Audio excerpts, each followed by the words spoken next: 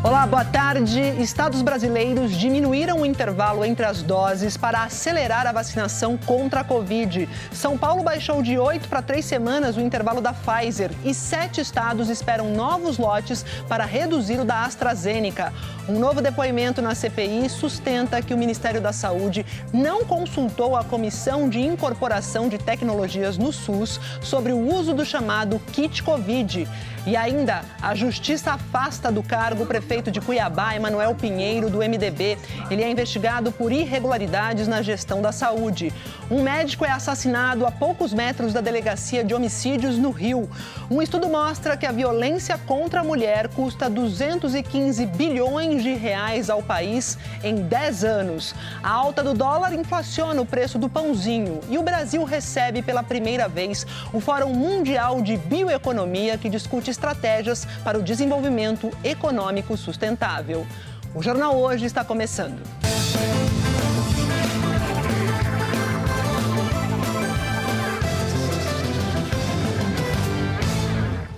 E começa a valer hoje, no estado de São Paulo, a antecipação da segunda dose da Pfizer. O intervalo, que era de 8 semanas, passou para 21 dias em adultos com mais de 18 anos. Esse é o prazo original que está na bula do imunizante. A recomendação é do próprio laboratório. A vacina deve ser administrada em 2 doses com um intervalo recomendado de 21 dias, 3 semanas. Esse é o prazo que o governo de São Paulo vai seguir a partir de agora. É a segunda vez que o intervalo da vacinação com Pfizer é reduzido. Começou com 12 semanas, depois 8. A coordenadora do Centro de Vigilância Epidemiológica diz que a diminuição do intervalo dependia da chegada das doses. Isso está relacionado à disponibilidade de doses por parte do Ministério da Saúde. E hoje nós temos o quantitativo suficiente para que essa população acima de 18 anos que tomou a sua primeira dose da vacina da Pfizer tome a sua segunda dose com intervalo de 21 dias. A antecipação não vale para os adolescentes. Só na capital, mais de 800 mil jovens tomaram a primeira dose. Assim que nós tivermos um quantitativo maior de doses, aguardamos o Ministério da Saúde envio de doses, nós também, pelo Programa Estadual de Imunização, anteciparemos as vacinas para os adolescentes. Pelas contas do governo de São Paulo, 2 milhões de pessoas poderão antecipar a segunda aplicação da vacina da Pfizer.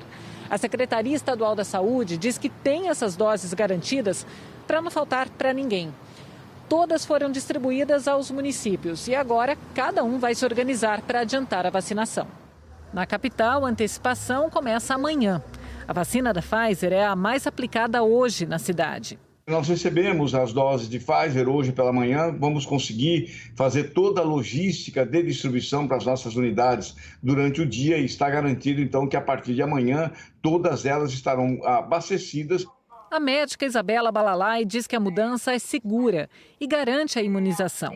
Ela explica que o encurtamento do prazo tem a ver com a estratégia de controle da pandemia, de acordo com as doses disponíveis. Em primeiro lugar, queríamos pelo menos 90% da população com primeira dose. A gente já tem a grande maioria com primeira dose, a gente pode antecipar a segunda e ter mais rapidamente um número maior de pessoas com segunda dose. Esse gráfico mostra em números esse movimento em São Paulo. Até meados de agosto, a maior parte das vacinas aplicadas por dia era de primeira dose, representadas pelas barras verdes. A lógica se inverteu no final de agosto. O estado passou a vacinar mais gente com a segunda dose, representada pela barra azul. Na semana passada, o Ministério da Saúde disse que o espaço entre as 2 doses da AstraZeneca também seria reduzido, de 12 para 8 semanas. Mas a Secretaria Estadual da Saúde de São Paulo ainda não antecipou, alegando falta do imunizante. Desde o mês passado, o estado usa a Pfizer para substituir a segunda dose da AstraZeneca. Hoje de manhã, 25 postos da capital paulista estavam sem a vacina de Oxford. Vim tomar a AstraZeneca, mas não tem mais, acabou, né? A AstraZeneca e eu vou fazer o uso da Pfizer nessa segunda dose. Foi provado que é possível pela ciência fazer essa intercambiabilidade, então vamos embora, vamos para cima. Em nota, o Ministério da Saúde informou que o intervalo entre as doses da Pfizer, estabelecido no Plano Nacional de Imunização, é de 8 semanas e que não garante fornecimento de vacina para estados e municípios que adotam intervalos diferentes dos intervalos que foram definidos pelo SUS. E você viu a história da AstraZeneca, né? Que São Paulo falou que tem falta do imunizante, por isso não reduziu o intervalo da AstraZeneca. Assim como São Paulo, pelo menos outros 6 estados dizem que aguardam o envio de outras remessas da vacina da AstraZeneca para conseguir reduzir o intervalo entre as doses para 8 semanas, como recomendou o Ministério da Saúde. Hoje, a Francis recebeu a segunda dose da vacina da AstraZeneca. Ela completou a imunização antes do esperado. Porque se sente mais segura, né? Com a vacinação completa. A possibilidade de antecipação da segunda dose da AstraZeneca foi anunciada pelo Ministério da Saúde no fim de agosto. Mas somente alguns estados anteciparam a vacinação na época porque recorreram a doses remanescentes dos estoques anteriores. Foi o caso do Rio Grande do Sul e Pernambuco. Agora, o Ministério da Saúde diz que já concluiu o envio de 100% das doses de AstraZeneca necessárias para completar o esquema vacinal de toda a população adulta. Agora, pelo menos 3 estados passaram a orientar os municípios a seguir o intervalo de 8 semanas entre as 2 doses. Rondônia diminuiu na semana passada o intervalo para 28 dias. E pelo menos outros 7 estados afirmam aguardar o envio de mais doses da AstraZeneca para conseguir colocar o novo intervalo em prática. Em Curitiba, a prefeitura vinha antecipando as segundas doses de AstraZeneca conforme a disponibilidade, mas hoje começou a trabalhar regularmente com um intervalo de 8 semanas.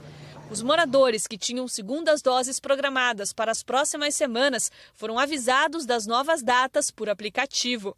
Os 26 postos de vacinação em Curitiba estão movimentados nesta terça-feira. Além da antecipação da AstraZeneca, a cidade continua com a aplicação de segundas doses para quem tomou Pfizer e Coronavac. Para o infectologista da Fiocruz, Júlio Croda, entre os benefícios da redução do intervalo estão a antecipação da imunidade coletiva, que ajuda a proteger quem não pode se vacinar, e a queda de indicadores da pandemia. Atualmente, a maioria das pessoas que estão internadas ou eventualmente vão a óbito são de pessoas que não foram vacinadas ou parcialmente vacinadas, principalmente na faixa etária de adulto jovem, entre 18 e 59 anos. Antecipar essa segunda dose para 8 semanas vai garantir uma maior proteção e vai impactar ainda mais nos nossos indicadores, reduzindo hospitalização e óbito. Proteção, né? Então, quanto mais cedo chegar, mais feliz a gente fica, né? Vamos falar então dessa proteção? Vamos ver como que está a vacinação aqui no país. Balanço, você já sabe, é feito pelo consórcio de veículo de imprensa com os dados dos estados. Temos o seguinte, em 24 horas, 240.701 pessoas foram vacinadas com a primeira dose, 650.576 receberam segunda dose ou dose única. E aqui, na área da dose de reforço, temos 284.669 que receberam essa dose. Total do dia, 1.175.946 vacinados. Até o momento, a gente tem 151.739.636 pessoas que tomaram a primeira dose. Isso equivale a 71,13% da população. 105.003.387 estão completamente vacinados, quase 50%, 49,22%, e 4.582.944 tomaram aqui a dose de reforço, o equivalente a 2,15% da população. Os estados que aparecem em verde mais escuro são aqueles que estão mais adiantados na vacinação completa. Os 5 primeiros, São Paulo, Mato Grosso do Sul, Rio Grande do Sul, Paraná e Santa Catarina. Vamos para a Bahia. Na Bahia, estudantes e professores das escolas estaduais e municipais estão sendo testados contra a Covid. Andréa Silva traz os detalhes para a gente. Bem-vinda. Boa tarde, Andréa.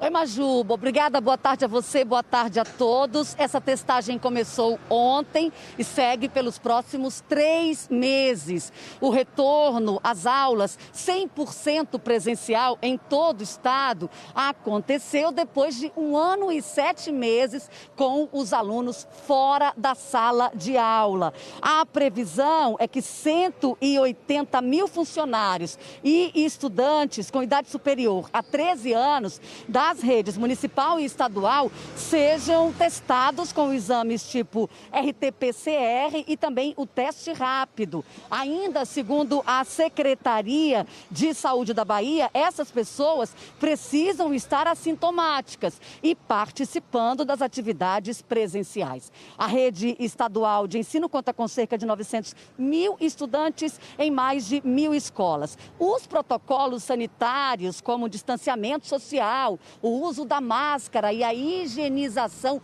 sempre que possível das mãos continuam, viu? O objetivo desta ação é monitorar e isolar casos de Covid-19 na comunidade escolar. E olha, no primeiro dia de testagem nas escolas aqui de Salvador, 472 coletas foram realizadas. E tem uma notícia boa. Nessa segunda-feira, a Bahia ultrapassou a marca de 50% da população com 12 anos ou mais completamente imunizada contra a Covid-19. Maju?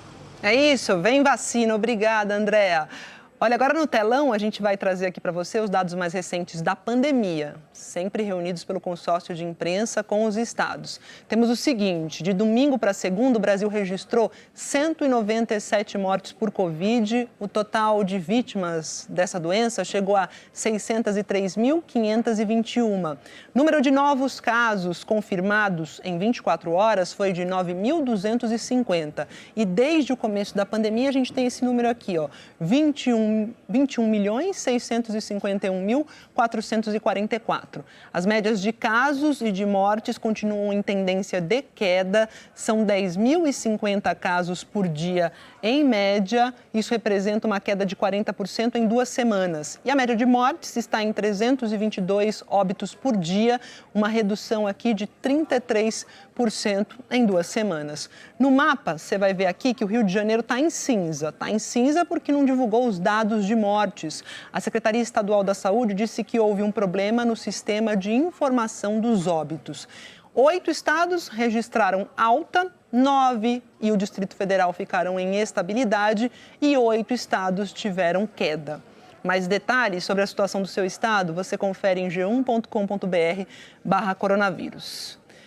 E começa hoje o campeonato da NBA e da NBA, a principal liga de basquete do mundo, em condições aí mais próximas da normalidade. A estimativa é que pelo menos 95% dos atletas estejam imunizados. Vamos chamar então a Sandra, porque eu pensei que seriam 100%, mas tem jogador que se recusou a se vacinar. Sandra, boa tarde.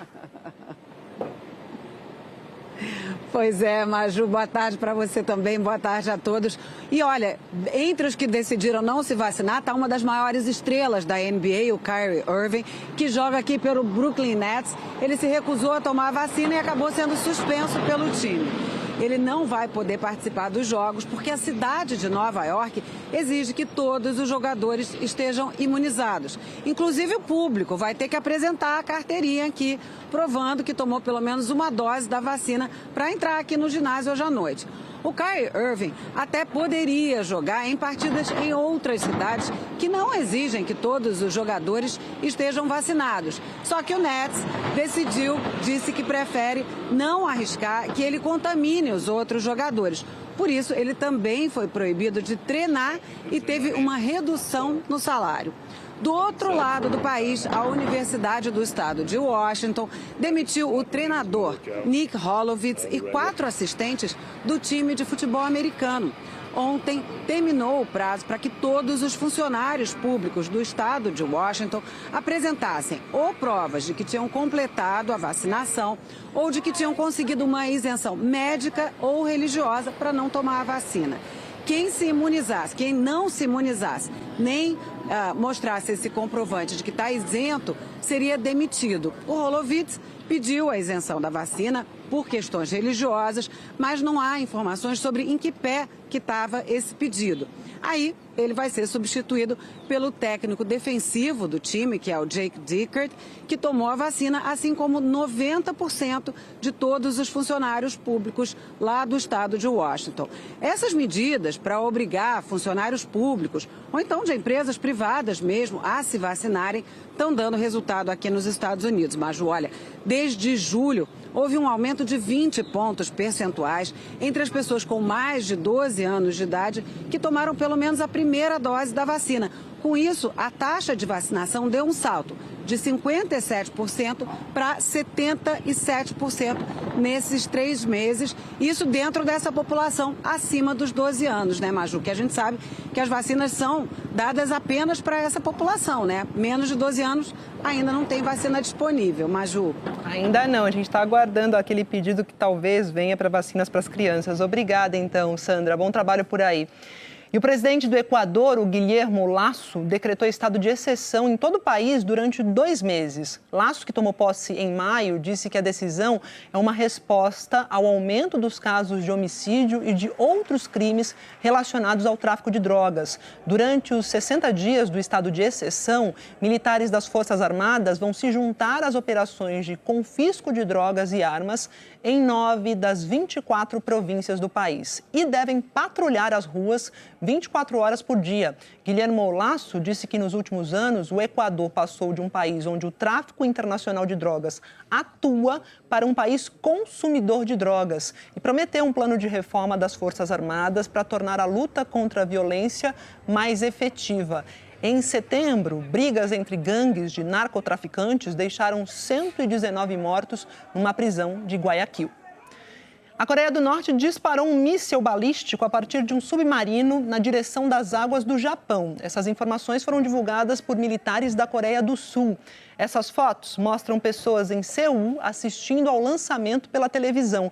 Esse tipo aí de míssil lançado a partir de um submarino é considerado mais perigoso porque é mais difícil de ser detectado. O alcance dele também é maior. O primeiro-ministro japonês, o Fumio Kishida, disse que seu governo está investigando esse último lançamento de míssil pela Coreia do Norte. O Japão foi pego de surpresa pelo teste que acontece no momento em que chefes dos serviços de inteligência dos Estados Unidos, da Coreia do Sul e do Japão realizam reuniões para tratar das ameaças da Coreia do Norte. E a tensão entre a Polônia e a União Europeia aumentou hoje com um debate acalorado lá no Parlamento Europeu. A chefe da Comissão Europeia ameaçou punir a Polônia caso o país mantenha aquela decisão de considerar que a Constituição Nacional se sobrepõe às normas da União Europeia.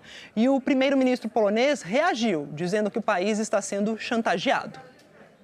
Hoje de manhã, no plenário do Parlamento Europeu, em Estrasburgo, na França, a presidente da Comissão Europeia, Ursula von der Leyen, avisou que Bruxelas agirá e que as opções são conhecidas. A primeira opção são as violações, nas quais podemos contestar legalmente a decisão do Tribunal Constitucional polonês, disse von der Leyen. A crise começou quando, no início do mês, o Tribunal Constitucional da Polônia estabeleceu que a Constituição Nacional deve prevalecer sobre as normas europeias. Muitos dos juízes do Tribunal Constitucional polonês foram chamados a cumprir essa função por serem alinhados ao partido de extrema-direita que lidera o governo.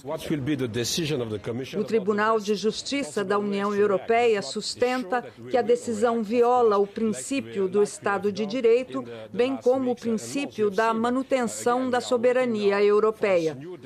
O premier polaco Mateusz Morawiecki respondeu à fala de Ursula von der Leyen. Disse que não aceita ameaças e mesmo que o lugar da Polônia seja na União Europeia, ela não é um país e as constituições instituições nacionais devem ser respeitadas. No final, o tom alterou-se. Ele falou de um clima de conflito com a Polônia, alimentado por ameaças e chantagens, até mesmo nesta Câmara, disse ele. A presidente da Comissão Europeia foi taxativa. Se a Polônia não retomar o caminho democrático na área da justiça, não vai receber os 54 bilhões de euros do Fundo de Recuperação para os prejuízos econômicos da pandemia. O ponto principal da discórdia foi um novo sistema disciplinar para os juízes adotado pela Polônia. Von der Leyen disse que para receber dinheiro do Fundo Europeu, uma das reformas recomendadas à Polônia é o restabelecimento da independência da justiça.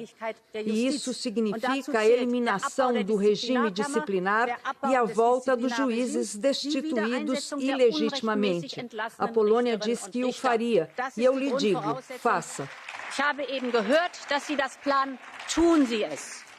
Esse é o desentendimento mais sério da União Europeia com um país do bloco desde o referendo que acabou com a saída do Reino Unido da União Europeia. No caso da Polônia, é menos provável uma decisão desse tipo, radical, porque o país precisa do dinheiro das instituições europeias. A Polônia também representa um bom mercado para alguns países europeus, como Alemanha e Itália. Mas, se o tom continuar a subir, a situação pode ficar fora de controle. E completaram um mês hoje as erupções daquele vulcão de La Palma, nas Ilhas Canárias. E mesmo sem previsão de trégua, os moradores tentam retomar a rotina nas regiões mais afetadas. Em um único dia, no domingo, foram 42 novos terremotos provocados pela atividade vulcânica. Mas, de acordo com o Instituto Geográfico Nacional, o ritmo de abalos registrados em La Palma diminuiu nas últimas 24 horas. Mesmo assim, o governo regional das Canárias não vê sinais de que o fim da erupção esteja próximo. O Cumbre Vieja entrou em erupção há um mês. Nesses 30 dias, segundo o relatório mais recente do Departamento de Segurança Nacional da Espanha, 763 hectares foram tomados pela lava.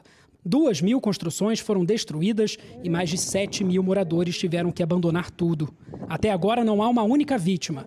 A ministra de Ciência e Inovação da Espanha agradeceu os cientistas que monitoraram o vulcão e conseguiram prevenir uma tragédia, auxiliando o governo na criação de protocolos de segurança. Depois de tantas semanas, os moradores passaram a ter que conviver com o vulcão. As atividades nas escolas foram retomadas ontem nas 3 cidades da ilha mais afetadas. Todos continuam em alerta porque tem previsão de chegada de mais lava ao mar para os próximos dias. E há a possibilidade de ser decretado um novo período de confinamento. Cansado, muito cansado. Esta moradora diz que está muito cansada.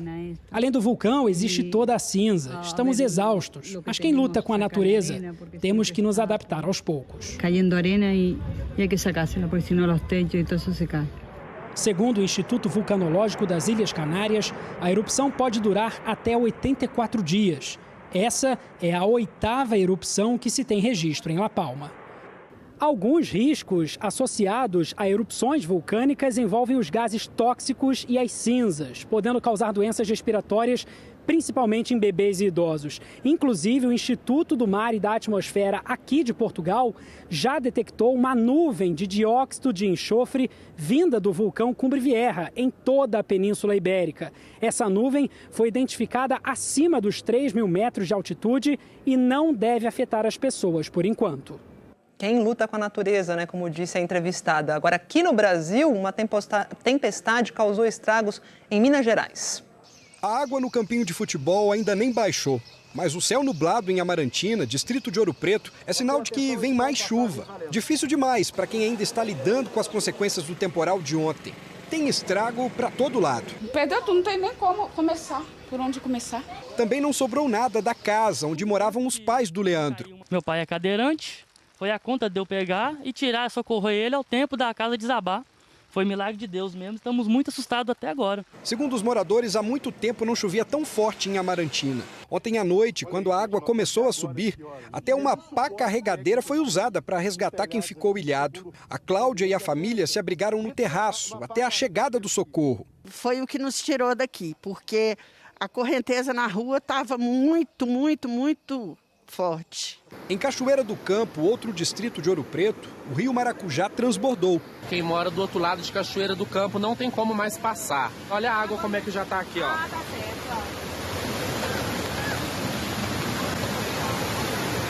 O Márcio conseguiu tirar os carros da garagem, mas perdeu muitos móveis. Ele ainda tentou ajudar o cachorro de uma vizinha, mas não conseguiu. Infelizmente, não conseguimos tirá-lo e ele morreu, sabe? Desde 2008 a gente não viu uma chuva com tanta intensidade assim, sabe? Máquinas e caminhões-pipa trabalharam durante toda a manhã para ajudar na limpeza dos 2 distritos. Segundo a Prefeitura de Ouro Preto, não houve feridos, mas muitas famílias ficaram desalojadas ou desabrigadas. O número de pessoas e os problemas estruturais e materiais causados pela chuva ainda vão ser discutidos numa reunião que pode decretar estado de calamidade pública aqui na região. O balanço preliminar é de que mais de uma centena de casas foram atingidas aqui em Amarantina, em Santo Antônio do Leite e também em Cachoeira do Campo. Nós tivemos, além da inundação, nós tivemos queda de árvore, destelhamento de casas, rompimento de adutoras de abastecimento de água. A chuva forte também atingiu Belo Horizonte ontem à noite e provocou alagamentos em praticamente toda a cidade. Neste bar, a água subiu rápido e surpreendeu clientes e funcionários. Carros foram arrastados pela enxurrada. Hoje cedo, parte desta rua ainda estava interditada por causa da queda de árvores. A Defesa Civil emitiu um alerta de risco geológico para a capital mineira. Significa que é grande a possibilidade de ocorrer deslizamentos e desabamentos, já que o solo está encharcado. BH já atingiu a média de chuva prevista para todo o mês de outubro.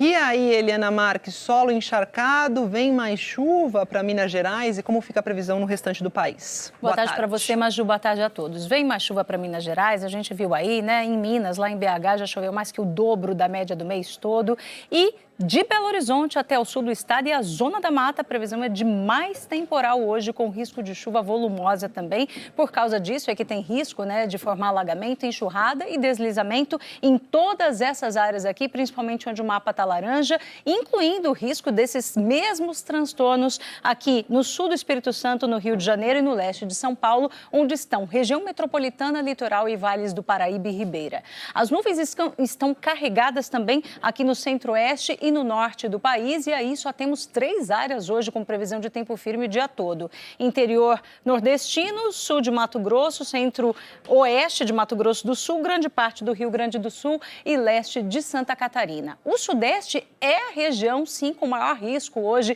para chuva, por causa de uma frente estacionada e também dessa alta pressão empurrando umidade do mar. Em São Paulo são esperados 15 milímetros de chuva, no mês já choveu mais de 80 e a média de outubro são 126 milímetros. Hoje, a temperatura não passa dos 17 graus. No Rio, em BH e em Vitória, mais chuva do que aqui em São Paulo e nada de calor também, Maju. E Eliane, norte, centro-oeste, eu vi lá as nuvens carregadas sobre a região, mas vem chuva forte, a previsão de temporal mesmo? Também, principalmente nessas áreas que eu mostro aqui, olha, Brasília, Goiânia e Porto Velho, que são as capitais com os maiores volumes de chuva hoje no centro-oeste e norte. No nordeste chove pouco nas capitais, a gente tem imagens ao vivo do Recife aí com tempo firme, olha. Sol, né? Temperatura chegando aos 32 graus. No centro-oeste, a gente tem Campo Grande, é a única capital da região com uma possibilidade maior de não ter chuva hoje, mas pode acontecer, viu? Uma ou outra chuvinha, máxima de 28 graus. E no sul, Floripa, que está na sua tela agora, Porto Alegre também, as duas capitais estão com tempo firme hoje. Em Floripa, máxima de 23 graus. Em Curitiba, mais frio, máxima de apenas 16 graus hoje, Maju. E esse frio deve continuar, Eliana? Você falou sobre Curitiba, São Paulo, que teria uma semana mais fria, né? A gente vai continuar trazendo blusa aqui para a TV Globo? Vamos sim, mas olha, até quinta-feira frio, viu? No sul do país, em parte do sudeste e também no sul de Mato Grosso do Sul. E a chuvarada nos próximos 6 dias segue aqui, olha, principalmente na Zona da Mata Mineira. Em BH menos, mas a chuva continua também. Sul e oeste da Bahia, verão a chuva aumentar nos próximos dias e ela vai passar pelo Tocantins, Pará, em direção ao Amazonas, com bons volumes também. Amanhã, Rio de Janeiro, Zona da Mata Mineira, Sul de Minas e Triângulo Mineiro, atenção, previsão de temporal nessas áreas de madrugada e de manhã. E todas essas regiões que vão aparecer aqui terão muita chuva amanhã. Olha, Belo Horizonte de novo, Rio de Janeiro, passando pela região serrana do Rio, onde está Nova Friburgo e também pegando Linhares no Espírito Santo e Governador Valadares em Minas. Todo esse trajeto aqui com muita chuva amanhã. Aqui em São Paulo, amanhã, a chuva perde força, só que esfria mais, Maju. 40 milímetros no Rio, 40 em Friburgo, então atenção por lá. Obrigada, Eliana. Até amanhã. O Ministério da Justiça autorizou o envio de tropas da Força Nacional para a Serra Indígena Serrinha, no município de Ronda Alta, no Rio Grande do Sul. A Força Nacional vai atuar junto com a Polícia Federal e a Polícia Militar. A região está enfrentando um conflito entre índios canhangangues. Você viu ontem aqui no JH que 2 indígenas foram mortos a tiros no último sábado. Bom, a investigação policial diz que o conflito estaria ligado ao arrendamento ilegal de terras dentro da área indígena. Uma disputa interna pelo comando da reserva também seria a motivação para os crimes. A polícia tem suspeitos das mortes, mas ninguém foi preso até o momento. Pela primeira vez, o Brasil é a sede do Fórum Mundial de Bioeconomia. Normalmente, esse fórum acontece na Finlândia e discute estratégias para o desenvolvimento econômico sustentável. Só que no Brasil, a bioeconomia movimenta por ano mais de 320 bilhões de dólares, isso segundo o BNDES. Este ano, o Fórum Mundial de Bioeconomia escolheu Belém por ser considerada a porta de entrada da Amazônia, região com a maior biodiversidade do planeta. O evento reúne pesquisadores, grandes empresas, representantes de governos e empreendedores locais. Em debate, os caminhos para garantir o desenvolvimento econômico, preservando o meio ambiente.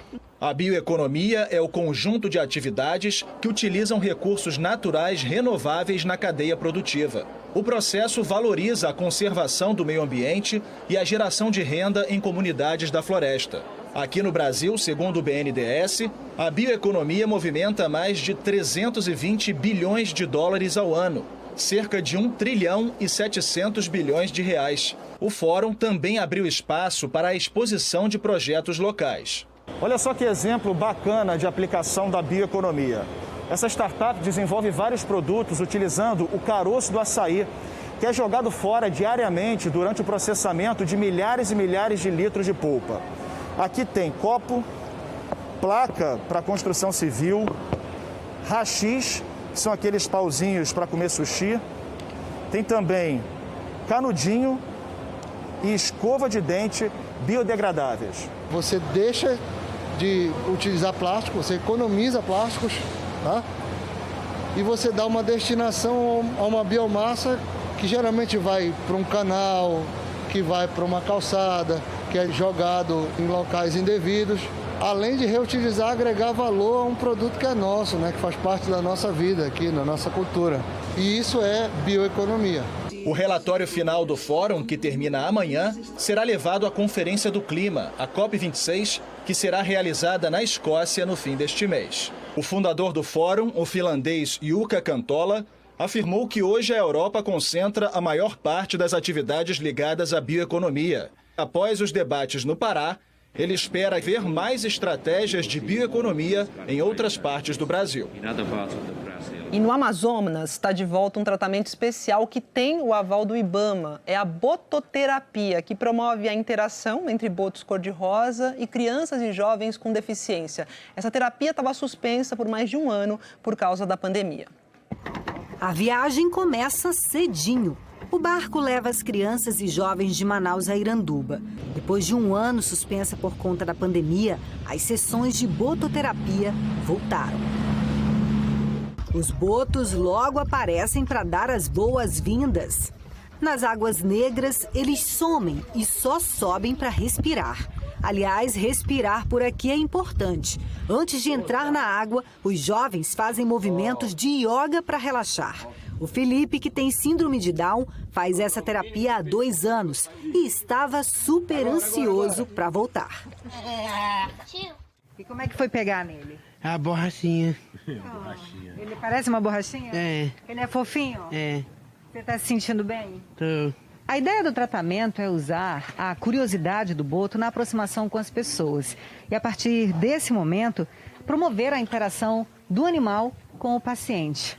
Uma relação que pode trazer ótimos resultados para quem depende de fisioterapia. O fisioterapeuta Igor Simões foi quem criou a bototerapia. Ele alinhou técnicas profissionais com a interação com os animais.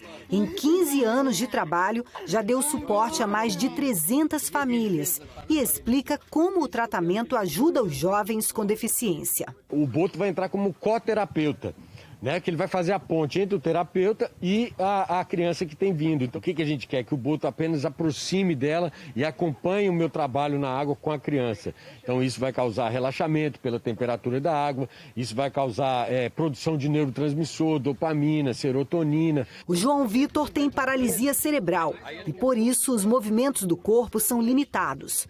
É na água que ele consegue se soltar, com a ajuda deste parceirinho. E aí, João? Tá gostando? O que você sentiu? Eu senti ele, sei lá, dentro do meu coração, né? A Glenda também tem paralisia cerebral e a bototerapia ajudou ela a realizar alguns movimentos. Já são 10 anos de tratamento. E olha a felicidade dela ao reencontrar os amiguinhos.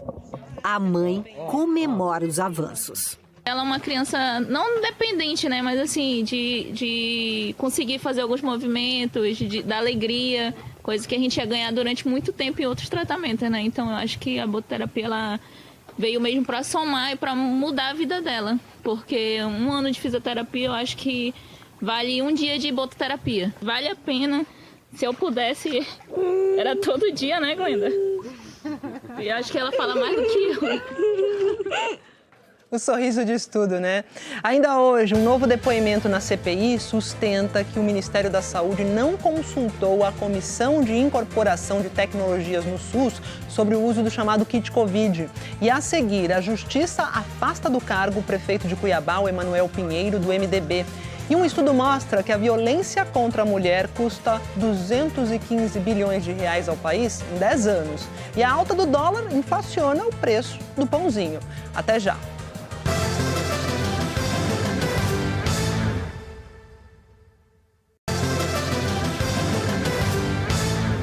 A Justiça de Mato Grosso afastou do cargo o prefeito de Cuiabá, Emanuel Pinheiro, do MDB.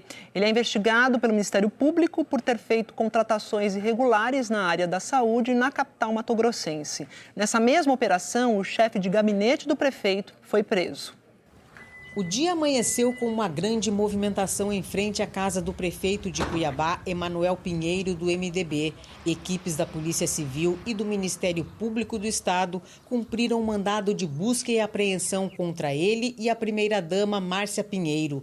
No fim da manhã, os agentes saíram da residência com vários documentos. O Tribunal de Justiça também determinou o afastamento de Emanuel Pinheiro do cargo de prefeito. Emanuel Pinheiro é acusado de improbidade administrativa. Segundo o Ministério Público, ele teria determinado a contratação irregular de servidores temporários na área da saúde para atender a interesses políticos. Ainda de acordo com o MP, o prefeito pagou gratificações indevidas a pessoas que não fariam jus ao benefício. A Justiça de Mato Grosso também afastou dos cargos a secretária adjunta de Governo e Assuntos Estratégicos, Ivone de Souza, e o chefe de gabinete do prefeito, Antônio Monreal Neto, que ainda foi preso temporariamente na operação desta terça-feira.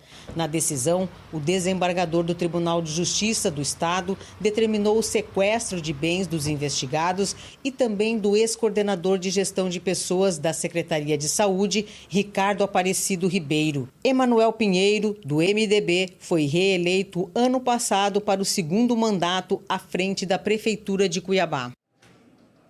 O vice-prefeito José Roberto Estopa, do Partido Verde, assumiu a Prefeitura de Cuiabá a partir de hoje. O prefeito afastado, Emanuel Pinheiro, declarou que vai recorrer da decisão à Justiça e disse que está à disposição das autoridades competentes para esclarecimento dos fatos. A primeira-dama, Márcia Pinheiro, afirmou que ainda não tem conhecimento sobre o teor da investigação do Ministério Público, que também está à disposição das autoridades e que vai colaborar para o pronto esclarecimento dos fatos. A defesa do chefe de gabinete, o Antônio Monreal Neto, afirmou que está se inteirando do caso e que, por enquanto, não deve se manifestar, mas falou que vai recorrer da prisão junto ao próprio Tribunal de Justiça. E nós não conseguimos contato com a secretária adjunta de Governo e Assuntos Estratégicos, a Ivone de Souza, que também foi afastada do cargo, e nem com o ex-coordenador de gestão de pessoas da Secretaria de Saúde de Cuiabá, o Ricardo Aparecido Ribeiro. A Polícia Civil investiga o assassinato do médico Cláudio Marcilli, hoje cedo, na Barra da Tijuca, na zona oeste do Rio de Janeiro. O crime foi perto de estações movimentadas de transporte coletivo e a 500 metros da Delegacia de Homicídios, que está apurando esse caso. Cláudio Marcilli, de 64 anos, tinha acabado de estacionar na rua do Hospital Vité, onde ele trabalhava na Barra da Tijuca, zona oeste do Rio. Testemunhas contaram que 2 assaltantes viram o médico chegar por volta de 6 da manhã. Em seguida, o carro dos criminosos deu ré e um deles desceu e atirou contra Cláudio Marcilli. Os bandidos fugiram com a caminhonete do médico. As primeiras informações indicam que o cirurgião não reagiu e que o assaltante atirou mesmo depois que o médico entregou a picape. Cláudio Marcilli morreu na hora. O crime aconteceu a menos de 300 metros das estações do metrô e do BRT do Jardim Oceânico, um dos locais mais movimentados da Barra da Tijuca, na zona oeste do Rio.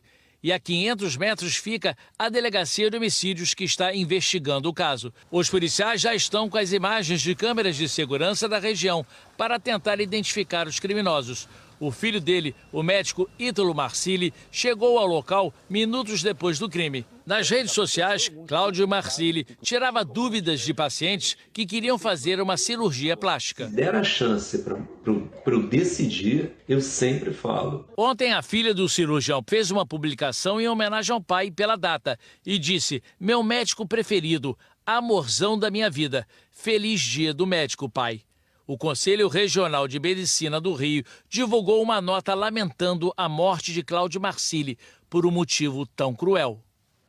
E uma informação que acaba de chegar, a Polícia Civil diz que apreendeu numa comunidade da Tijuca, na zona norte do Rio, o carro que foi usado pelos assassinos do cirurgião.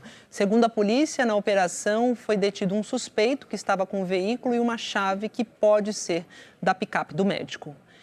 Em São Paulo, a polícia procura por criminosos que roubaram nada menos do que 42 vans do estacionamento de uma concessionária na zona sul da capital.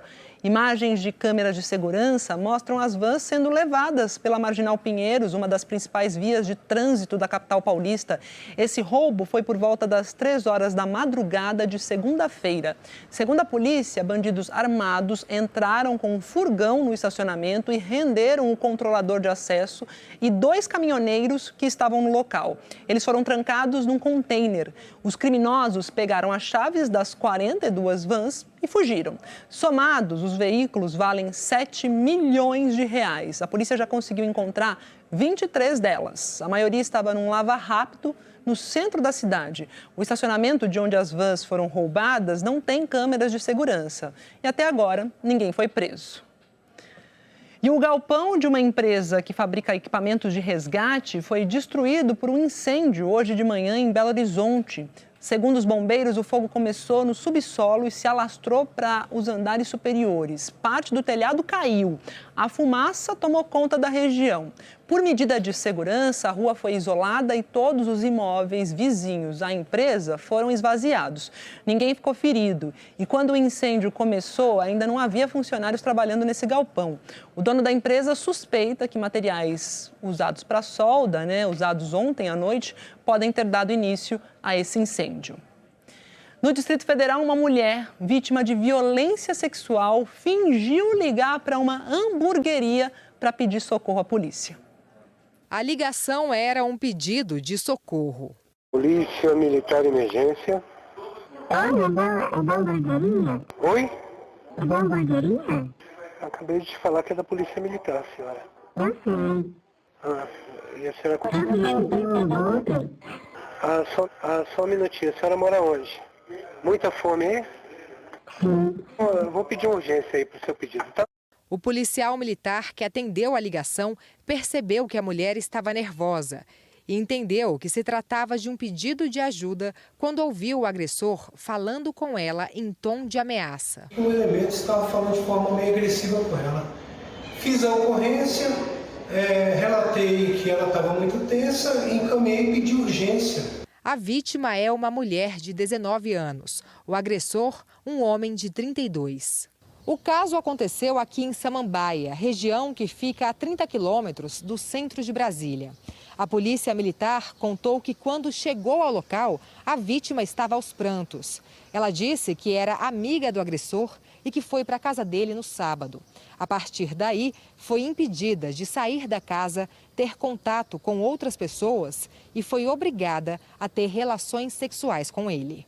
O homem foi preso em flagrante e autuado por estupro e cárcere privado. No ano passado, foi registrado um chamado de violência doméstica por minuto no Brasil, segundo o Anuário Brasileiro de Segurança Pública. Esta advogada reforça a importância da denúncia. A violência doméstica é esse mal que ainda permeia a nossa sociedade. O 190 recebeu, só no ano passado, quase 700 mil denúncias de violência doméstica. A denúncia é super importante para a vítima e para toda a sociedade. Somente com a denúncia o Estado pode agir em defesa da vítima. Denunciar, criar estratégias como essa de ligar para a hamburgueria. Teve uma mulher há 3 semanas que ligou para uma pizzaria, fingiu ligar para uma pizzaria e ligou para a polícia para denunciar o marido que a agredia. E um estudo mostra que a violência contra a mulher, além, claro, de provocar danos físicos, psicológicos, emocionais, é responsável também por longos períodos de afastamento do mercado de trabalho. Paula estava começando a carreira de médica há pouco mais de 2 anos quando sofreu violência doméstica do ex-marido. Machucada, ficou 1 mês sem atender pacientes. Hoje, ela coordena um grupo de apoio a mulheres vítimas de violência em Belo Horizonte. Algumas mulheres, inclusive, são demitidas por faltarem tanto ao trabalho. E muitas vezes elas não vão ao hospital, né? Só faltam porque tem lesão física e aí não levam, às vezes, atestado, não tem justificativa para esse tanto de falta. E, às vezes, por vergonha mesmo, elas não assumem que sofreram agressão. Além disso, tem a questão psicológica, né? Que afeta essas mulheres com relação à ansiedade, transtornos de pânico. Só em 2019 foram registradas, em média, 505 agressões por dia no país. A maioria delas praticadas por parentes. A consequência disso, muitas vezes, ultrapassa os muros das casas. Mulheres que sofrem algum tipo de violência, seja ela física, sexual, psicológica, deixam de trabalhar por ano, em média, 18 dias. Uma pesquisa da Federação das Indústrias daqui de Minas Gerais mostra que essa queda na produtividade tem custado caro ao Brasil. A violência contra a mulher gera um efeito de 215 bilhões de reais no PIB num período de 10 anos. Na prática, a redução da atividade produtiva, redução de emprego, que gera, de acordo com as nossas estimativas, 2 milhões de empregos, né, afeta diretamente isso. Redução da arrecadação do governo e também compromete a renda global das famílias, afetando o consumo. E ainda tem os custos dos tratamentos, internações e outras muitas consequências que a violência contra a mulher provoca e que atinge toda a família. Elas estão tão destruídas que elas acham que elas não têm capacidade para fazer nada. Ela não tem capacidade para poder ter um trabalho, não tem capacidade para poder até tomar conta de uma casa, né? Elas estão tão destruídas psicologicamente que elas não conseguem ter força para lutar, ter uma vida melhor, para poder dar uma vida melhor para os filhos, né, para correr atrás de emprego. Banco Central voltou a leiloar dólar hoje, algo que não ocorria desde março. Essa é uma tentativa de conter a desvalorização do real frente à moeda norte-americana. Mesmo assim, o dólar está operando em alta, cotado a R$ 5,56. A alta é de 0,88%. E essa alta do dólar está mexendo no preço do pãozinho nosso de cada dia. Esse aumento já chega a quase 8% em um ano, puxado pela importação do trigo, que é o principal ingrediente do pão. Quem resiste a um pãozinho francês assim? Ainda mais quando acabou de sair do forno, quentinho. De manhã com bom café, café fresco é tudo de bom, né? Pena que esse alimento tão popular entre os brasileiros anda menos presente na mesa. O motivo é o preço, que subiu quase 8% no último ano em todo o país, segundo o IBGE. Em Campo Grande, a alta foi ainda maior, quase 10%. E esses aumentos estão sendo puxados pelo principal ingrediente do pão francês, a farinha de trigo, que está cada vez mais cara. Toda vez que eu vou fazer compra, eu faço 2 compras por mês de farinha. Sempre vem a notícia que houve um aumento. O Brasil importa metade do trigo consumido no país. E com a constante alta do dólar, fica difícil não ver o preço do pãozinho subir. Para cada alta de 1% no dólar, a gente tem uma contaminação dos preços, por exemplo, do pão francês de 0,30. Ou seja, cada R$1 de alta no dólar, a gente tem 30 centavos a mais no pão em média. E pode demorar para o brasileiro consumir um pão menos salgado. Caso as expectativas de mercado se confirmem e a gente tenha uma certa estabilidade no câmbio, pode ser que essa alta dos preços do pão se estabilize. Mas o cenário ainda é de muita incerteza e é muito difícil fazermos previsões nesse sentido. Aqui na casa da dona Silvana, o pão francês é queridinho por todo mundo. Só que o preço acabou afastando ele da família. A alternativa encontrada por ela foi produzir os próprios pães, nos mais variados formatos e com sabores diferentes. E o melhor de tudo isso, assim, a dona Silvana pode economizar. Esses 2 pães aqui pesam aproximadamente 800 gramas. E eu gastei no máximo uns R$5. Sendo que para R$19 que está o quilo, daria para fazer uns 5 pães desse tamanho. E assim o pão caseiro vai conquistando cada vez mais espaço na mesa da dona Silvana. Além do sabor, vale a pena também pelo preço, né? Com certeza. Tá com uma cara muito boa, hein, dona Silvana? Aproveitando, a gente falou do pãozinho nosso de cada dia, vamos para o G1 nosso aqui de cada dia, que tem uma reportagem sobre inflação aqui bem interessante. Então, você já tem o app do G1? Se não tem, é super fácil baixar. Tenta baixar agora enquanto acompanha aqui o JH. A inflação é problema global, é isso aqui que eu quero destacar. Mas situação no Brasil é pior. Esse é um levantamento que foi feito pela FGV, né, com base num relatório do FMI, que aponta que a disparada dos preços foi mais intensa aqui do que no restante do mundo. A explicação, segundo os economistas, está na desvalorização do real frente ao dólar, o que a gente viu agora, devido à crise também institucional e às incertezas fiscais. E aqui, deixa eu destacar para vocês essa questão da inflação. Olha só, esse gráfico aqui, no relatório de outubro do ano passado, por exemplo, a previsão é que a nossa economia teria uma inflação maior que a de 57% dos países. Aí no relatório de abril desse ano, esse patamar subiu aqui, a gente vê, abril desse ano, subiu para 70% e agora está em 83%. Então vale a pena dar uma conferida nessa reportagem que fala sobre a inflação como um problema global, mas destaca que a situação no Brasil aqui não é muito boa, não. Aliás, não é igual no mundo todo. Aqui deve fechar o ano maior que a de 83% dos países, a inflação no Brasil.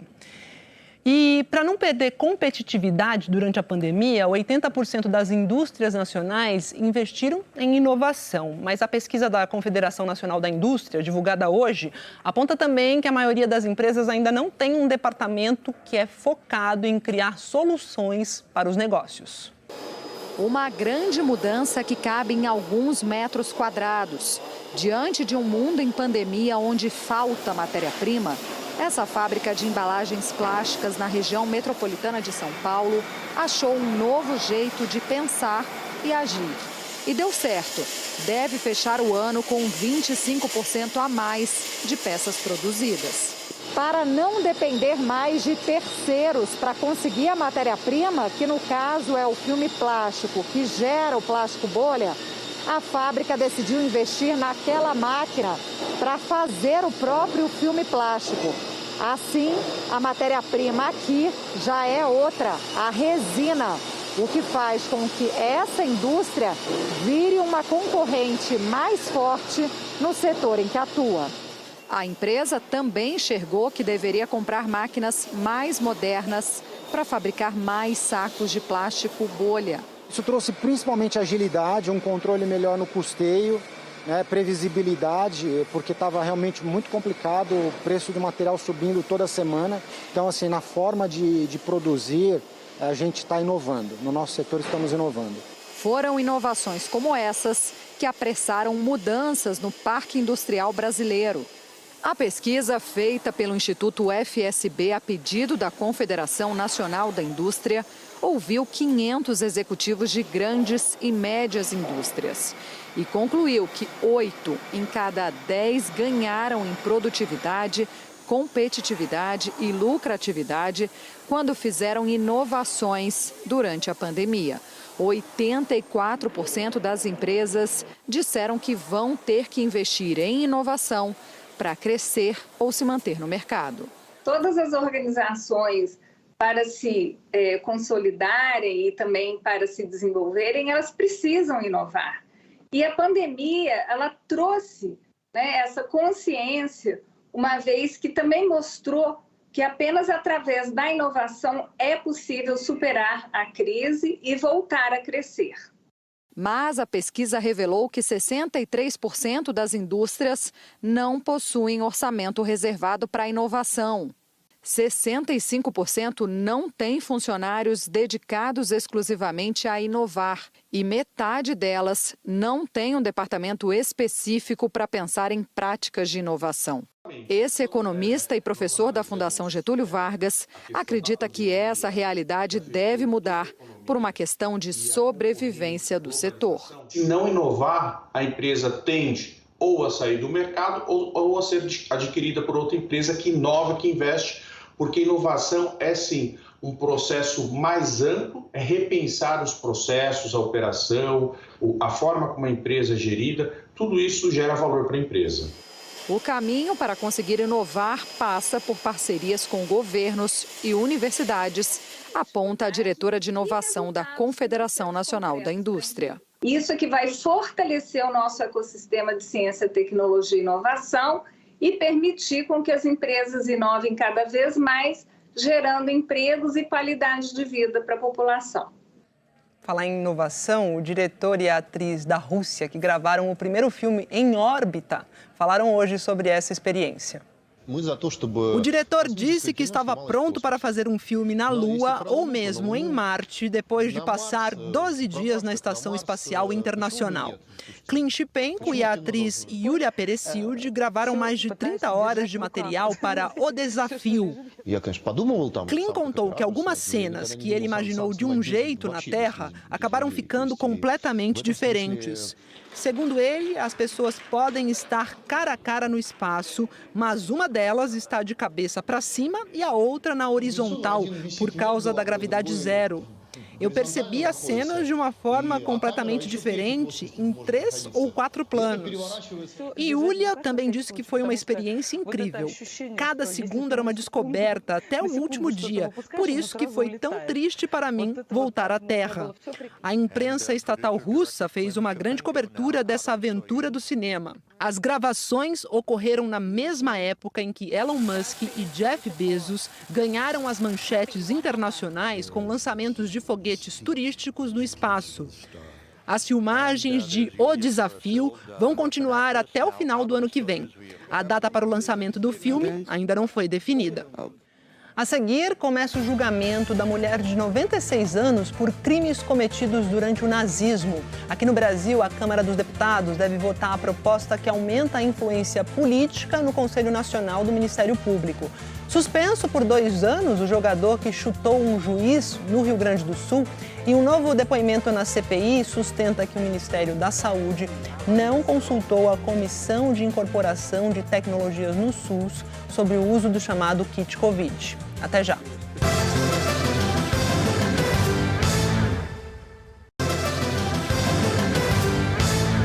De volta, a Justiça Desportiva lá do Rio Grande do Sul suspendeu por 2 anos o ex-jogador do São Paulo de Rio Grande, William Ribeiro. Há 2 semanas, ele agrediu o juiz da partida entre Guarani de Venâncio Aires e São Paulo com um soco e um chute na cabeça. O jogo era pela 2ª divisão do Campeonato Gaúcho. Esse julgamento aconteceu em uma sessão virtual. O procurador, o Alberto Franco, chegou a defender que o atleta fosse banido do futebol. Mas os auditores acompanharam por unanimidade a decisão do relator do caso, que era o Rafael Machado da Silva. Assim, o William Ribeiro vai ter que ficar afastado dos gramados por 730 dias. O ex-jogador do São Paulo do Rio Grande participou da sessão por telefone. Perguntado sobre a agressão, William justificou dizendo que teve um apagão e disse que está arrependido. William deu um soco e chutou o árbitro, que já estava caído no chão depois de ter sido expulso. O juiz, o Rodrigo Crivellaro, se recupera em casa, mas vai ficar afastado dos gramados por 3 meses. A defesa do jogador disse que considera a punição desproporcional e prometeu recorrer dessa decisão. A Polícia Federal prendeu 24 pessoas suspeitas de contrabando, falsificação de cigarros e trabalho escravo. Essa operação aconteceu em 3 estados, Rio Grande do Sul, Paraná e São Paulo. De acordo com a polícia, os cigarros ilegais eram produzidos por pessoas trazidas do Paraguai e que trabalhavam em regime análogo à escravidão. Na região metropolitana de Porto Alegre, foram apreendidas 20 mil caixas de cigarros. A estimativa é que no local eram produzidos 10 milhões de maços por mês. Os cigarros abasteciam pontos de venda no Uruguai e no Rio Grande do Sul. Essa operação cumpre 40 mandados de prisão e cumpre ordens judiciais para apreender veículos, imóveis e confiscar contas bancárias dos criminosos. Depois de 2 adiamentos por falta de acordo, a Câmara dos Deputados deve votar hoje à tarde aquela proposta de emenda à Constituição que aumenta a influência política no Conselho Nacional do Ministério Público.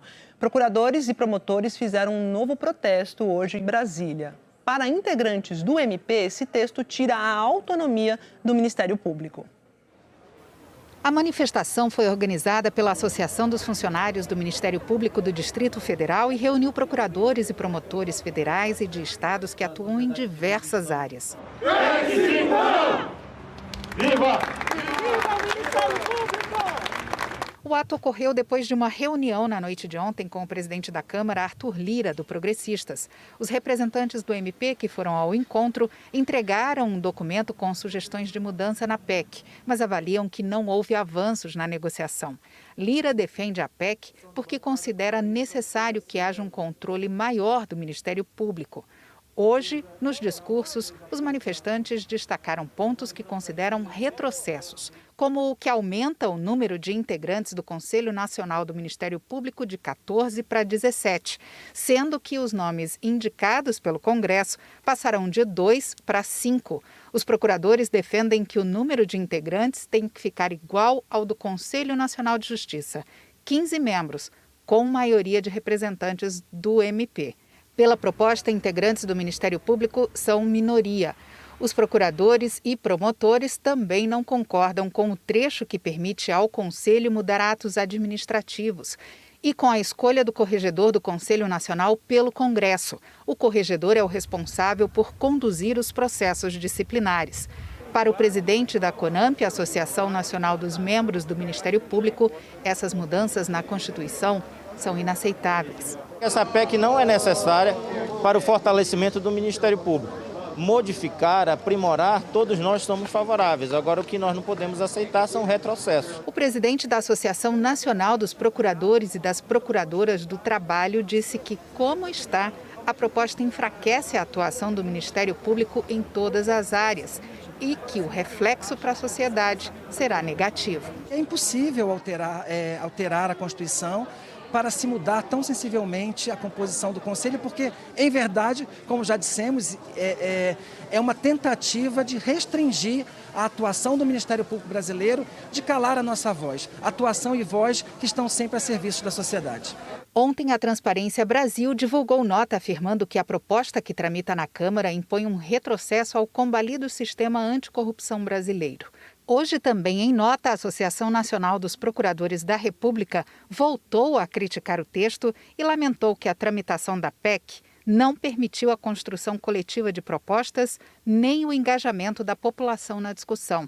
A NPR afirma ainda que espera que a proposta seja devidamente rechaçada pelos membros da Câmara dos Deputados. O relator da PEC, deputado Paulo Magalhães, do PSD, disse hoje que só vai se manifestar depois da votação. A votação já foi adiada 2 vezes. O presidente da Câmara pretende votar a PEC hoje. Antes, vai fazer uma reunião com os líderes partidários. O texto tem apoio em praticamente todos os partidos, mas para aprovar uma mudança na Constituição é preciso quórum alto. São necessários pelo menos 2/3 dos votos, ou seja, o apoio de 308 deputados em 2 votações. Por falar em deputados, a partir da próxima semana, a Câmara vai retomar as atividades presenciais que estavam suspensas desde o ano passado por causa da pandemia. Todos os deputados vão poder ir ao plenário ao mesmo tempo. Hoje existe um limite, de deputados por partido. E parlamentares com alguma comorbidade continuam com a permissão para votar remotamente por um aplicativo. O presidente da Câmara, Arthur Lira, disse que vai adotar medidas de precaução sanitária, como a apresentação da carteira de vacinação. No Senado, as votações vão continuar semipresenciais e ainda não há previsão, do retorno das atividades. A Polícia Federal pediu ao Supremo Tribunal Federal mais 45 dias para concluir o inquérito que apura se o presidente Jair Bolsonaro cometeu crime de prevaricação naquele caso da vacina Covaxin. Esse crime ocorre quando um funcionário público toma conhecimento de supostas irregularidades, mas não as comunica às autoridades responsáveis por apurar essas denúncias. Esse caso veio à tona em junho, quando o servidor do Ministério da Saúde, o Luiz Ricardo Miranda, e o irmão dele, o deputado Luiz Miranda, do DEM, afirmaram à CPI da Covid que avisaram Bolsonaro de que havia irregularidades na compra da vacina Covaxin. Essa vacina apresentou o valor mais caro entre as negociadas pelo Ministério da Saúde. A PF argumentou que ainda analisa as informações enviadas por órgãos de fiscalização e que até o momento não teve acesso a documentos do Ministério da Saúde que tratam da negociação. Cabe à relatora do inquérito no STF, que é a ministra Rosa Weber, decidir sobre o pedido da Polícia Federal. Falar de CPI da Covid agora, que faz hoje a última sessão com depoimentos para apurar omissões do governo federal na condução da pandemia. A previsão é que o relatório final do senador Renan Calheiros seja lido e votado amanhã, quarta-feira. O relatório foi motivo aí de mal-estar entre integrantes dessa comissão. Então a gente vai falar ao vivo com a Gioconda Brasil para saber se esse clima já foi superado por aí. Gioconda, boa tarde. Oi, Maju, uma boa tarde a você, uma boa tarde a todos. Olha, ainda há divergências, mas também já houve avanços. O chamado G7 é o grupo majoritário da CPI. Os senadores que compõem esse grupo concordaram em voltar a sentar e conversar. E onde vai ser esse encontro? Na casa do senador Tasso Gereissati, do PSDB, reunião marcada para hoje à noite. O senador Omar Aziz, que é o presidente da CPI, senador pelo partido PSD, que ontem se recusou a participar de reuniões, já confirmou que vai estar presente. Aziz disse que, no momento, o mais importante agora é tentar entendimento em torno de um texto que reflita e que consiga obter a maioria de concordância e dos votos dos senadores que compõem a comissão parlamentar de inquérito. Ontem à noite, o relator Renan Calheiros, do MDB, apresentou à cúpula da CPI o que ele vem chamando de uma nova minuta do relatório. Nesse novo documento, Renan Calheiros aumentou para mais de 70 o número de pedidos de indiciamento. Ele incluiu o ministro da Defesa, que no início da pandemia era o ministro-chefe da Casa Civil, na lista dos possíveis indiciados. O senador Renan Calheiros está propondo o indiciamento de Braga Neto pelo crime de epidemia culposa com resultado de morte. Agora, ao todo, sobe para 4 o número de ministros do governo Bolsonaro indiciados pela CPI. Além de Braga Neto, está estão nessa lista Marcelo Queiroga, Onyx Lorenzoni e Wagner Rosário. Renan Calheiros também manteve nesse relatório o crime de indiciamento do presidente Jair Bolsonaro, na verdade pelo crime de genocídio em relação à população indígena. E esse é um dos pontos de divergência entre Renan Calheiros e Omar Aziz. Agora, paralelo a esse conteúdo do relatório, a CPI segue com a sessão de depoimentos, está ouvindo neste momento o último depoimento nesses quase 6 meses de trabalho. O presidente e o relator vêm discordando sobre alguns pontos do relatório final da CPI, previsto para ser apresentado na sessão de amanhã. Omar Aziz, que ontem reclamou de não ter tido acesso ao documento, disse hoje que já recebeu a versão mais atualizada do relatório e sugeriu mudanças. Já de antemão, vou dar umas sugestões ao relator em relação ao Amazonas, que é o meu estado. Nós temos que saber por que o relator não indiciou o governador, correto? Por que a omissão do relator nisso, senador Renan? Calheiros enfatizou mais uma vez que o relatório vai refletir o pensamento da maioria da comissão. Da minha parte, presidente Omar, da minha parte eu estou completamente aberto à colaboração e à materialização de todas as orientações dos companheiros. O meu propósito é o mesmo, é o de sempre. Eu quero colaborar e eu não quero colocar nada nesse relatório que não signifique o pensamento da maioria da CPI. Omar Aziz foi questionado pelo senador governista Marcos Rogério, do Democratas, sobre como será a sessão de amanhã. Entre os pontos que a CPI precisa decidir estão as regras para a leitura do relatório oficial, o encaminhamento que será dado a relatórios paralelos e os critérios para a votação do documento. O regimento do Senado não especifica como isso deve ser feito. A CPI deve se apoiar em precedentes de comissões de inquérito anteriores. Aziz prometeu uma resposta até o final da sessão de hoje.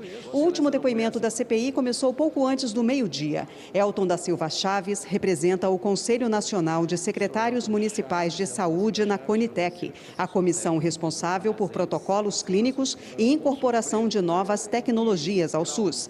Ele está há 9 anos na Conitec. Após ser chamado pelo presidente da CPI, ele abriu mão da apresentação inicial. Começou logo respondendo às perguntas do relator. Aos senadores, Elton disse que a comissão não foi consultada ao longo da pandemia sobre as orientações para o uso de medicamentos comprovadamente ineficazes contra a doença. Em algum momento, o Ministério da Saúde chegou a consultar a Conitec.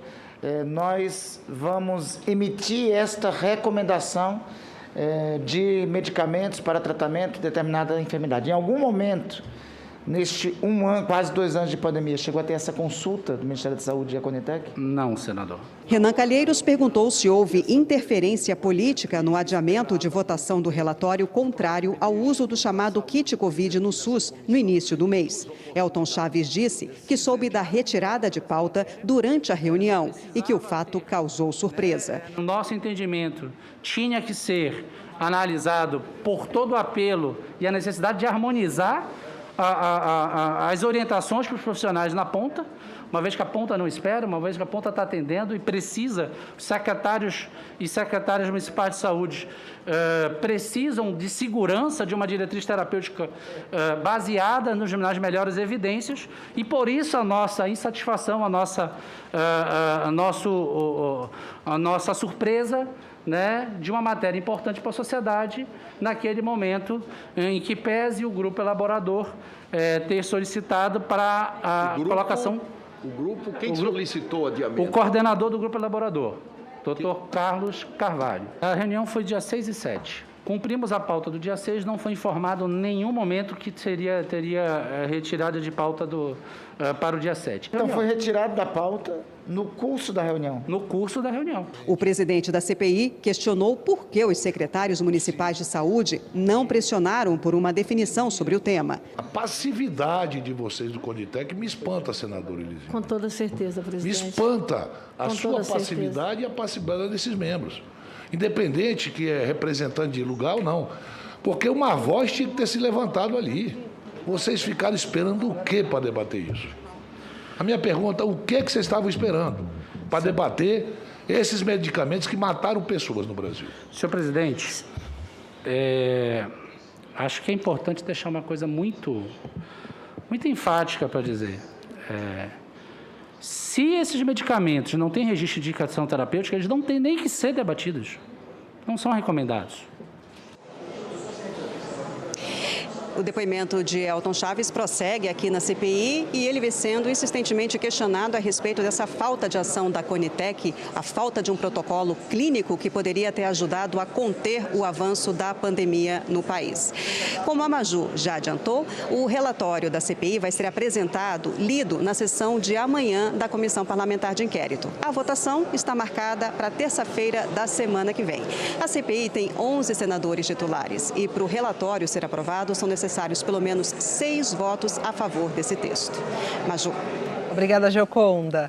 Ontem a gente acompanhou na CPI aqueles depoimentos, emocionantes de parentes de vítimas da Covid. E aqui eu trago no G1 essa questão das vítimas do negacionismo. Tem uma reportagem exclusiva do G1 que mostra quando as fake news sobre a Covid são fatais, porque a gente está vivendo também uma epidemia de fake news. Então, se você ainda não tem o G1, baixa no celular, é super simples e pode acompanhar essa reportagem exclusiva do G1. E tem uma lista aqui muito importante, porque tem gente ainda que não pensa antes de compartilhar aquelas informações que chegam com uma manchete super chamativa, a pessoa nem lê direito, já vai botando para frente e geralmente são fake news.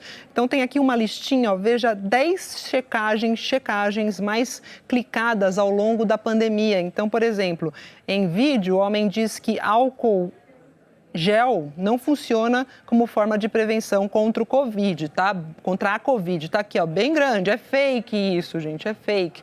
Só mais uma aqui, mais um absurdo. Uma mensagem diz que motorista que dirigir sem máscara de proteção contra o coronavírus pode perder pontos na carteira. Fake, gente, não existe isso também. Então, confere, recebeu alguma coisa estranha antes do dedinho ficar nervoso e compartilhar? Vai no G1, no Fato ou Fake, também tem essa reportagem aqui, confere, checa se é verdade ou não antes de passar para frente, porque informação salva vidas e também desinformação pode matar muita gente. E olha, nunca tantos brasileiros foram detidos ao tentar entrar ilegalmente nos Estados Unidos. A crise migratória na fronteira entre México e Estados Unidos é o tema do último Profissão Repórter da temporada 2021.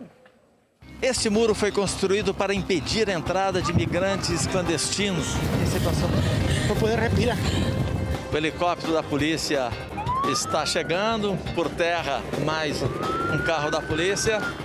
Brasileiro? Sim. Viemos encontrar uma família de mineiros que passou 2 dias detida na Califórnia. Você tinha usado isso aí, mano? Não. Este grupo de hondurenhos não desistiu de fazer a travessia. Percebemos que o rio está um pouco forte, tem muita correnteza. Aqui é a fila das pessoas que são solteiras, para ver quem consegue ajuda humanitária. Hoje, depois de Verdades Secretas, no último Profissão Repórter da temporada 2021. E depois de tentar fugir de um tribunal na Alemanha no mês passado, uma mulher de 96 anos foi a julgamento hoje por crimes cometidos durante o nazismo. A reportagem que você vai assistir agora é da produtora Renata Matarazzo e da editora de internacional, a Bettina Anton. E ela explica por que a justiça alemã está processando idosos, quase centenários, só agora, mais de 7 décadas depois do fim do nazismo. Irmgard Furchner chegou hoje de manhã ao tribunal de cadeira de rodas com o rosto coberto com um lenço. Diante do juiz, ela preferiu manter o silêncio. O advogado disse que ela não responderia nenhuma pergunta. O julgamento teve que ser remarcado para hoje porque na data da primeira audiência, ela simplesmente fugiu. No dia 30 do mês passado, Irmgard pegou um táxi bem cedo da casa de repouso onde vive na cidade de Quickborn, na Alemanha. Mas, em vez de ir para o tribunal de Itzehoe, foi no sentido contrário, em direção a Hamburgo. Horas mais tarde, ela foi presa. Irmgard foi solta 5 dias depois e hoje estava usando uma pulseira eletrônica no pulso esquerdo para evitar uma nova fuga. Ela está sendo julgada numa corte juvenil porque tinha 18 a 19 quando cometeu os crimes de que é acusada. Segundo o Ministério Público, Irmgard trabalhou de junho de 1943 até abril de 1945 no campo de concentração de Stutthof, na Polônia, ocupada pela Alemanha nazista. Lá, ela era secretária do comandante e registrou e redigiu todas as cartas dele na época. Segundo os promotores, esse trabalho permitia que ela tivesse conhecimento de todos os eventos no campo. E por isso foi acusada de ser cúmplice no assassinato de mais de 11 mil pessoas que morreram em Stutthof.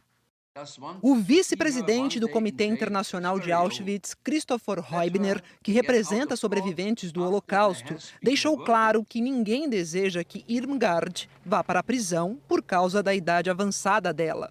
That's a very, very central point for the survivors. Existe um ponto central para os sobreviventes, que os familiares assassinados sejam mencionados perante um tribunal alemão e o que aconteceu às famílias assassinadas não seja esquecido. No julgamento, que começou hoje, os sobreviventes esperavam que ela explicasse por que trabalhou num campo de concentração. Ela decidiu por si mesma fazer esse trabalho. Antes, ela trabalhava num banco. No campo de concentração, fazia a papelada da morte, e os barracões dos prisioneiros ficavam a poucos metros da mesa dela. Como pode uma pessoa educada, de uma maneira humana, aceitar ver toda essa crueldade, esse negócio da morte diante dos olhos?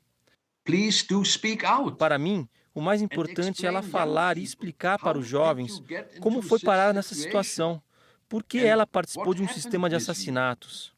Why were you part of a murder system? São perguntas que devem ficar sem resposta porque Irmgard decidiu ficar calada. O julgamento continua e o veredito ainda deve levar semanas para sair.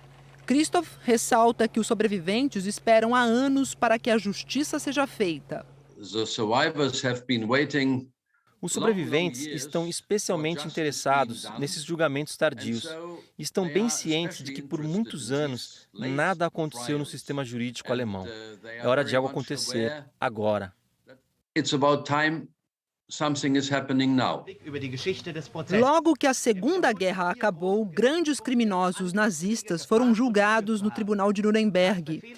O professor de Direito Internacional da USP, Paulo Borba Casella, explica que os crimes cometidos durante o nazismo ainda podem ser punidos hoje porque não existe prescrição em crimes contra a humanidade. É verdade que ir atrás de idosos centenários ou quase, então, parece uma coisa que demorou demais e que para que vai, qual vai ser o resultado prático disso? Mas a ideia foi fixada pelos vencedores da guerra que não era só delitos cometidos em atos de guerra. O direito internacional criou essa categoria de crimes imprescritíveis pela gravidade dos atos cometidos. O professor explica também que um argumento muito usado de que o funcionário civil estava apenas cumprindo ordens durante a ditadura nazista não é válido nos tribunais. Aí a gente tem dois princípios em oposição. Essa alegação é do princípio da legalidade, ou seja, eu cumpria ordens ou eu não tive escolha. Esse é o argumento, por exemplo, que foi usado pelo Eichmann no julgamento em Jerusalém no início de 1960. E o outro princípio é o princípio da humanidade, ou seja, a lesão causada a outros seres humanos é de uma gravidade tal que se sobrepõe a esse princípio da legalidade. O promotor Thomas Will é o chefe do escritório que investiga crimes cometidos durante o nazismo. Thomas explica que as pessoas que trabalharam em campos de concentração estão sendo processadas só agora porque houve uma mudança na jurisprudência na Alemanha em 2011, durante o julgamento do guarda de Treblinka, Ivan Den-Janjuk. Ele foi condenado sem ter que se provar nenhum ato específico. O tribunal considerou que tudo era extermínio de pessoas naquele campo e ele deu uma contribuição por meio de seus serviços de segurança. Em 2013, nós submetemos 49 processos contra guardas do campo de concentração de Auschwitz ao promotor público. E um deles foi Oscar Groening, que foi condenado com base no princípio de que todo mundo que tinha praticado serviço geral em um campo de concentração pode ser culpado se houve assassinatos sistemáticos. E ele foi capaz de identificar isso. Segundo o promotor, o julgamento de pessoas quase centenárias por crimes cometidos durante o nazismo deve continuar na Alemanha por mais um tempo. Temos que fazer esse trabalho porque na Alemanha o assassinato não fica impune. Não podemos dizer que ela tem 96 anos, por isso não a processamos. Não há limite máximo. Andor Stern é o único sobrevivente do Holocausto que nasceu em São Paulo. A família dele foi para a Hungria quando ele era criança. E por serem judeus, foram deportados para o campo de extermínio de Auschwitz. Poucos voltaram. Da minha família, 93 nós voltamos, comigo mesmo voltamos 5. Andor alerta que o antissemitismo continua existindo na Europa e acredita que os mais jovens devam conhecer essa história. Não dá para consertar, tem que engolir.